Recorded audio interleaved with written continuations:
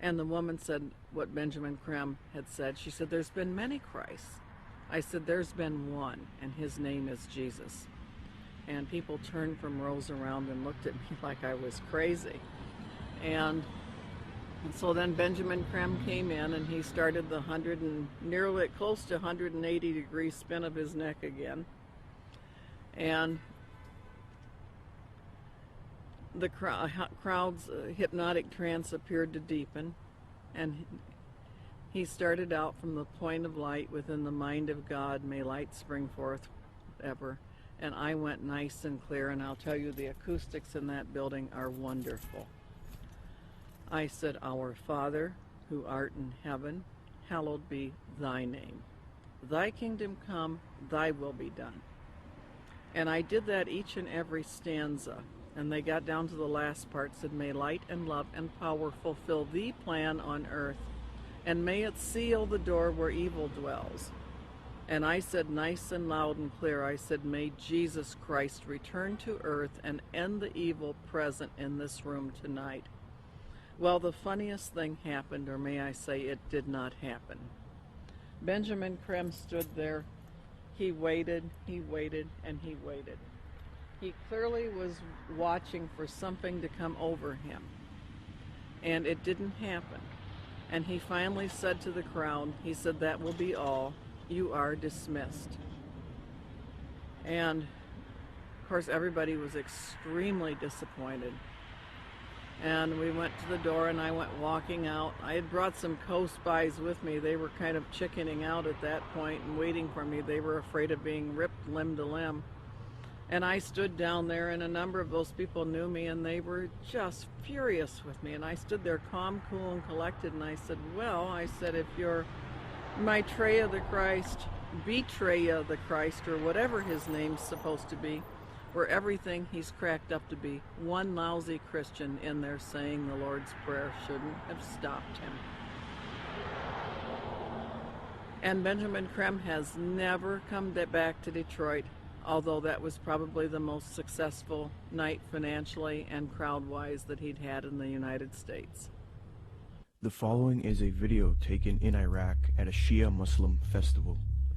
Share International and Benjamin Krem have put out that this is indeed an appearance of Maitreya, the supposed world teacher for the Age of Aquarius, One World Government. Commenting on this video, Share International reports, quote, Iman Mahdi, unexpected appearance, proclaims the title of a video posted on YouTube. A miraculous figure of glowing brilliant white light appeared on a video filmed in Karbala, Iraq, on the night of Ashura, 6 January 2008. This Shia Muslim ceremony commemorates the martyrdom of the grandson of the Prophet, Hussein, whose tomb is in Karbala. Benjamin Krem's master confirms that the light figure is Maitreya, Imam Mahdi to the Muslims, and that his dance-like movements with a sword remind us of his coming with the sword of cleavage. Could this be real, or is it a hoax? Is Maitreya real, or is he a hoax?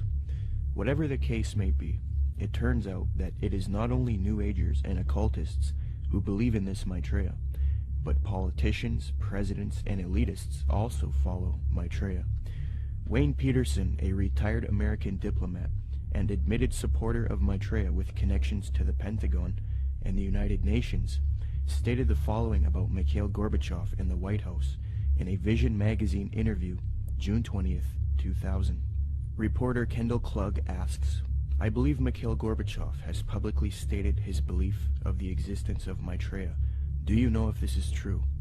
Wayne Peterson answers, I have one little story I could tell you about Gorbachev. A friend of mine who has worked with the World Bank went to the Heads of State conference in Europe and gave a speech where he borrowed many of Maitreya's ideas for economic reform out of a book by Benjamin Krem that I had given him. He told me that he had read the book on his flight to Europe and realized that his keynote address to these world officials, especially presidents and prime ministers, it was a very high-level meeting, was going to be very boring, with many having heard similar sentiments over and over.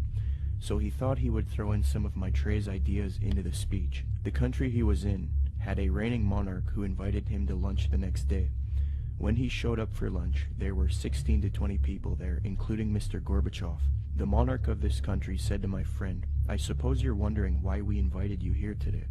Well, we are all curious about where you got those ideas for your speech, which you presented yesterday." He said that my friend Wayne gave me a book written by Benjamin Creme about Maitreya's mission. Immediately they nodded their heads. "We thought so," was the apparent response. "That's why we invited you here. We all know of Maitreya, and we're doing what we can for him. But we are not able to say anything publicly because we are world leaders. We each have our own public to deal with. Only one person there stood up and said that they could use his name to legitimize these sightings, and that was Mikhail Gorbachev. He was the only man in the room who would say, 'Use my name if you want.'" The reporter asks, "Do you think President Clinton has had an experience with Maitreya?" Wayne Peterson: "I don't know if President Clinton has. I believe that former President Bush has. We used to have transmission meditation groups that Maitreya had asked us to do around Washington, D.C. People who were interested in Maitreya and the reappearance story would get together once a week in Georgetown, in the home of President Bush's main counselor at the White House. President Bush came over to this house for dinner one night, and the hostess was in the dining room as President Bush asked her, 'What do you think? I'm running against Clinton in this election. Am I going to win?' She said, 'No, Mr. President, you are not. Maitreya has already said that you are going to lose to Clinton.' Bush never challenged her, but merely said, 'Yeah.' He didn't ask who Maitreya was. He was very quiet, and then said, 'I think I've got to go now.'" Benjamin Creme has said many times that he had heard from one of Maitreya's associates that Maitreya had appeared to Bush and that they had a discussion in the White House. So that incident with my meditation group seemed to confirm that Bush did in fact know of Maitreya. I do know people in the White House have been visited by Maitreya many times, and the people I'm talking I've seen on the front page of the Washington Post, standing next to the president. In a December 19, 2008 London Telegraph article, major media organization, Mick Brown praises Maitreya and Benjamin Creme, stating, quote, "This week has come encouraging news for anyone with an interest in signs and wonders, or desperate for a chink of light in the prevailing gloom, which probably means most of us. A savior is at hand."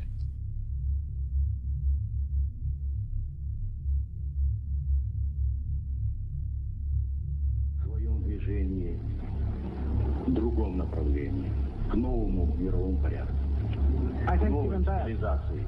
even that does not describe why the world has changed so much and why the world has turned so much toward a new world order and a new kind of civilization. Maitreya is one of the main theosophy in Maitreya. The whole UN movement, the whole Lucius Trust movement, world goodwill, they're going out of their way to try to discredit it and say, well, you know, Jesus, all he really was a disciple of Maitreya. He's still a disciple of Maitreya. Maitreya's over him, and Jesus, they believe what happened is Jesus heralded in the age of Pisces. Now what we're going to be doing is now we need to herald in the age of Aquarius. This is where the New World Order comes in, and this is what Maitreya is going to bring. So we're going to de-emphasize Jesus, and we're going to move over to Maitreya. Jesus is just a disciple of Maitreya anyway, according to them.